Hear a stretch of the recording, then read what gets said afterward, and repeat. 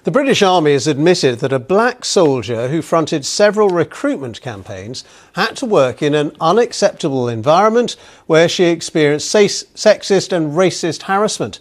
As well as apologising, the Army has paid the soldier a substantial financial sum.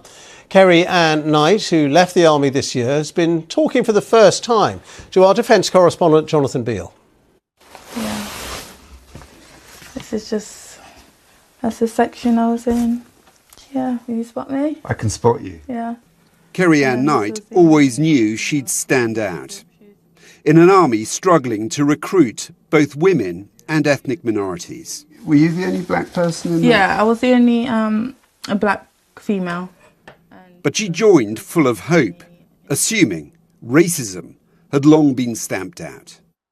For some reason I thought someone in uniform was going to be professional, and I was very excited to be a part of that and just creating my own family within the army. Kerry-Ann became a face for army recruitment. She knew why the army wanted to appeal to the groups she represented. But she also became a target for abuse. I was extremely shocked because I really didn't experience such deep levels of racism. Yeah, I had to learn the hard way in the army. It got worse when she became an instructor at Harrogate. It's where the army trains junior soldiers from the age of 16. It's controversial, not least because in the past there have been allegations of bullying. Kerry-Ann says she witnessed it, but she too suffered at the hands of her fellow white male instructors. They'd pile everything daily on my desk, so just to show me that I'm not welcomed. And I remember one day they took a photo of me just standing at that desk, looking slightly broken, just having to sort out that rubbish before I can use my desk. They'd have Django Unchained playing. They would repeat the most, say, racist lines, and then they'd chuckle. They spoke outright in the office about lynching me, simply because I'd put in a complaint. And it was suggested for me to be tar and feathered. Rather than root out the racism, she says the army closed ranks to protect the organisation. When they tried to paint out as if I was a aggressive black woman, that was extremely tough. If it wasn't for those individuals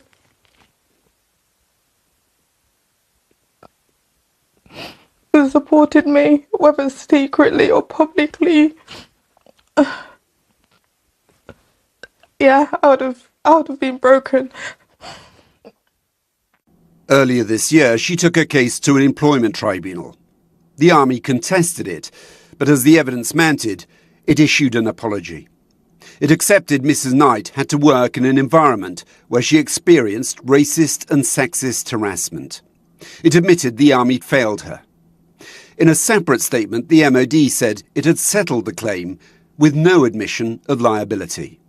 I would never encourage a woman, especially of colour, to join the army, because it's not going to benefit your life in the long run. Kerry-Ann's image was used to promote a positive image of the army, that it's inclusive and welcome to all. But her harrowing experience tells a very different story. Jonathan Beale, BBC News. For the love of God, I would never understand how anyone can justify racism in a very tense environment like the military. Especially someone that's willing to die for you. It makes absolutely no sense. This is very, very disgusting. But as we all know, nothing is going to happen. No one is going to be held accountable. This is going to trend on social media for a day or two. Everyone is going to talk about it. And we all move on with our lives. And the same thing is going to happen again to someone else. And again, we'll talk about it because nothing is going to change. But why can't we just love ourselves? Why? God damn it. You know, I spent 6 years in the military secondary school. Of course, it was a boarding house. And we were training 5 times in a week, every single day. So I have an idea of what it means like to live in a military camp. But even at that, my experience is nothing compared to what this lady must have endured, because they do a lot of, training, combat training, so many extra things that they do. And imagine going through that, living through that every single day, and you also have to live through racism. Imagine how difficult that environment must have been for her. So I can only imagine what she must have endured all this while. I mean, because tell me, what is the highest level of patriotism than someone willing to die for our country? Tell me. And I'm going to leave you guys with this. Never stay in an environment where you feel unappreciated.